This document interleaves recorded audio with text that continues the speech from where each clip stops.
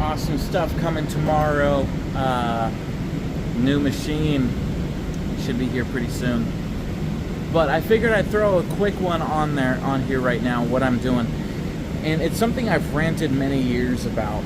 And guess what? We got another instance of it. And today is the reason of why not to use K-liners. I hate them. They're junk, they're cheap, they're worthless, and they never work out. So this motor is a motor I actually rebuilt 10 years ago.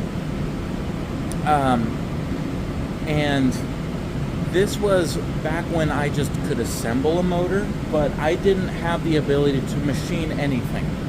This is a long time ago. I just got out of high school when I built this motor. Kind of cool. And so I get to see what I did back then and what I do differently now. And it's kind of fun to see things, how much I have changed in my work. And as far as the assembly, I mean, it worked until it didn't, but none of it was my fault. The reason why this motor died is because it was dusted. And you can see that in the playlist of what happened to this motor.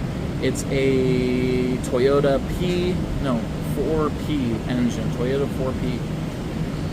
So this engine has K-liners in it. In the machine shop I used to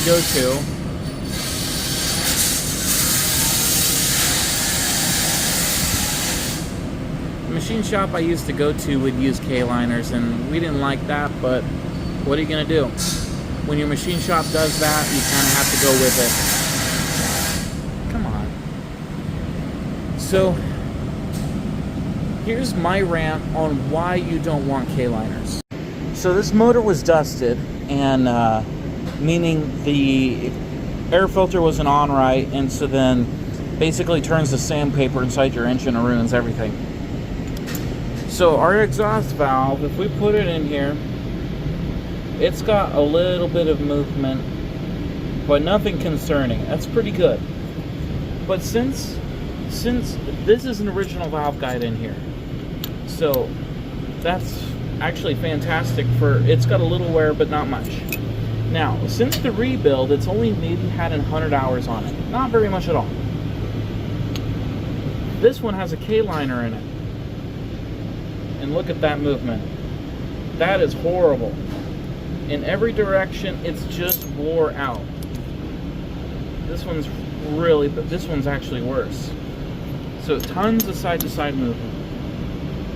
That one's worse yet. So what's going on in here? You can see a little brass sleeve inside there, and what they do is they take a ream, kind of like this, yeah, just like this, where it's got a pilot on the end of it. Let's get a better focus. So you got a pilot on the end of it, and then you're gonna drill it out, and then you're gonna press that brass sleeve in it, and then ream it to the size that you need it to be. Great and all, I guess, but it's fast and it's cheap work. But if you look at this,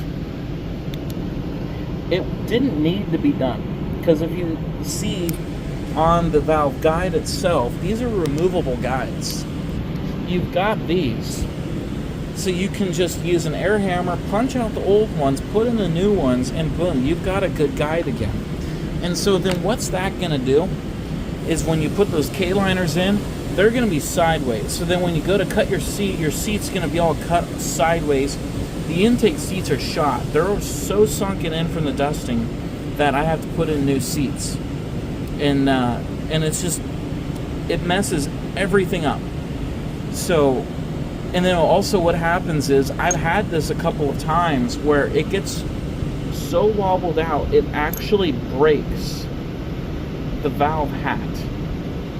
And I've had the valves completely like sideways sunken in like that, and the piston comes in, shoves it into the port, and then destroys the head because it had K-liners. I've seen nasty stuff from it. And what's the price difference between a K-liner and a real guide? You're maybe going to pay $50 more to have real guides put in.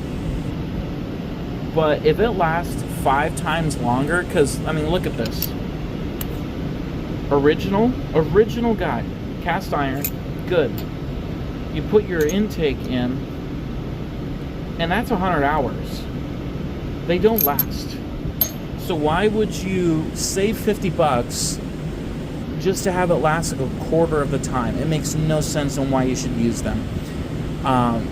The only time I could possibly justify, is if you have an in-cast guide, meaning the guide is part of the cylinder head. It's casted in and then drilled out to fit. That's the only time I could say, hey, maybe it'd be okay. Or if it's this is a life and death situation, I'm at some, I don't know, I'm stuck in Boise, Idaho, and I need to get home. Cylinder head's dead. Hey, quick, put a new K-liner in it and then go. That's the only other reason I could think that you could possibly need to do a K-liner. But no. K-liners are junk. Do not use them. This is what happens, and it can cause you thousands of dollars of damage if you use them. And I just don't understand why you would want them. So we're going to be punching those guides out and putting brand new ones in. It's going to be a brand new motor with these. And yeah, that's just a rant of don't use them. Just don't use them. So there we go. This project is done. We got our seats installed, new intake seats installed, new guides. Cut them. They're looking fantastic all the way across. Surface is flat, so we're going to leave that. We're not going to touch a thing there. And so all I got to do is grind the new valves. And yes, I always grind new valves. They're always not right every time. And we're going to assemble this head, and it's we're getting close to machining the block. So yeah, thanks for listening to my rant on K-liners, because I hate them. They're worthless. Don't ever use them. Put new guides in. Cost a little bit more money, and it's so much better in the long run. This thing's ready to go, and it's gonna have many good more years of service. So thanks for watching. See you guys later.